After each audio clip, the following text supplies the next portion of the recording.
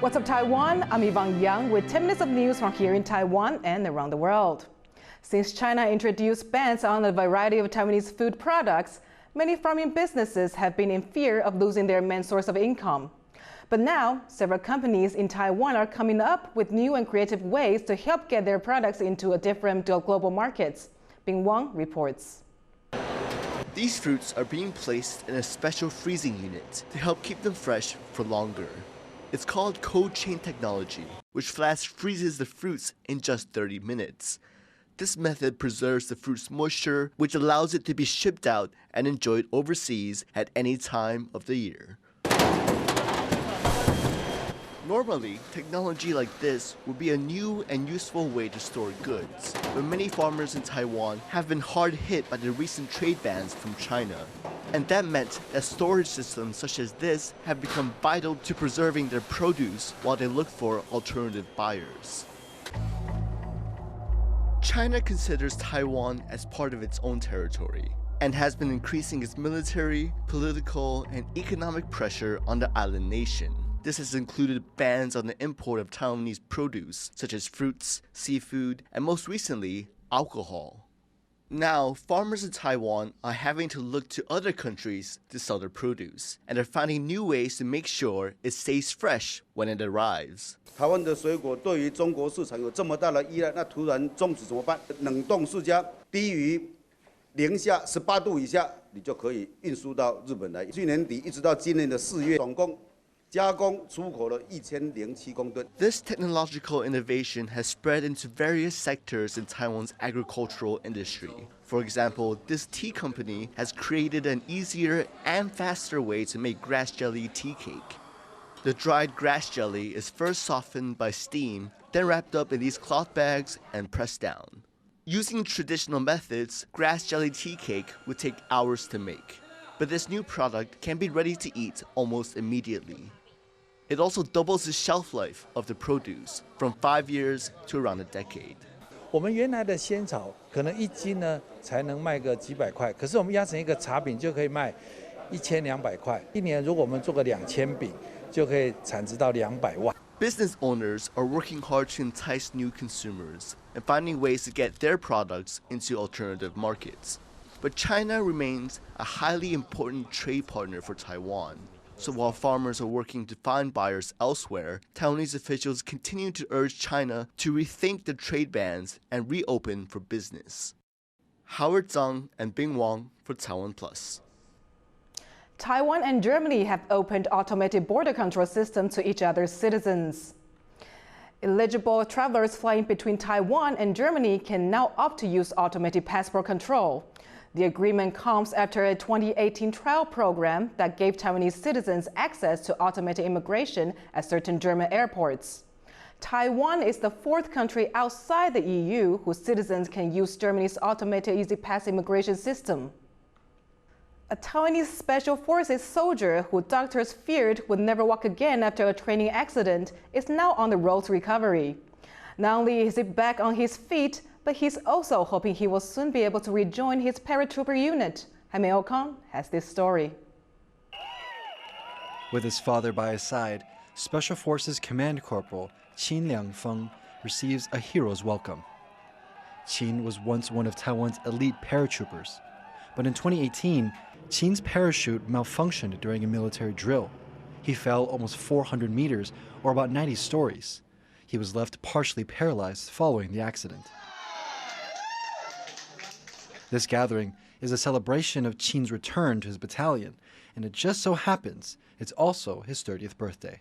我最大目标当然还是能够让身体康复起来，可以回复到部队，有办法回复到像我们伞兵可以跳伞、可以行军这种状态，再去尝试那种就作战训练这样。Qin's fall left him severely injured, with both brain and spinal trauma. Doctors once feared he may never walk again, but now he is able to move unassisted for short distances. It's a relief for his parents, who say the incident still haunts them, but they're backing Qin's decision to return to his unit. 我们做父母亲的，我们那个点还是没有过的啊。可是我就想说，小孩子既然有这个目标，我想说也好，叫他有这目标，他去朝着目标去努力去复健也好啊。Military officials say Qin's recovery has helped inspire his fellow soldiers, and Qin himself is looking forward to the day when he can be back with his battalion jumping into the sky above Taiwan. Patrick Chen in Hamiokan for TaiwanPlus. A man has been arrested in southern Taiwan after police found the body of an endangered Formosan black bear in his freezer.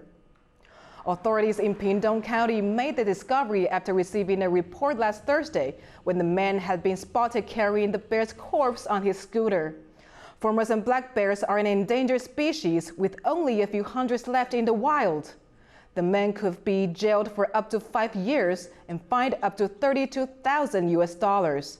The suspect has been released on bail after being questioned by police. 他的辩称是说，他是为了保护他的这个家园啊，或者这个农作这一类的啦。那原则上，他就是都不能去猎杀的啦。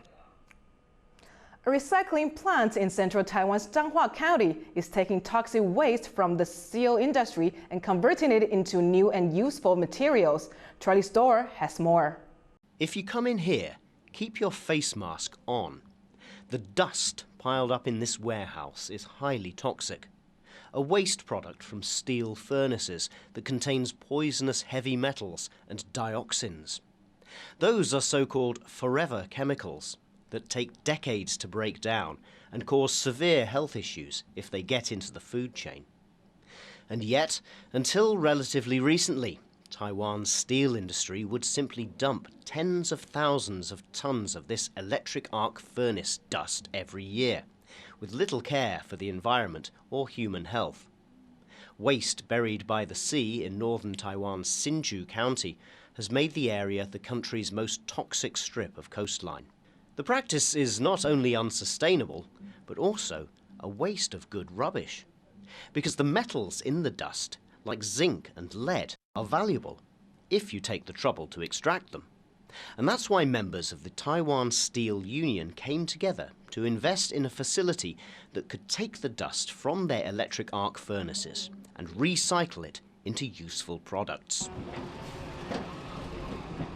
At the Steel Union's recycling plant in central Taiwan's Changhua County, the toxic dust is placed into this rotary kiln, where it is heated until the dioxins burn away.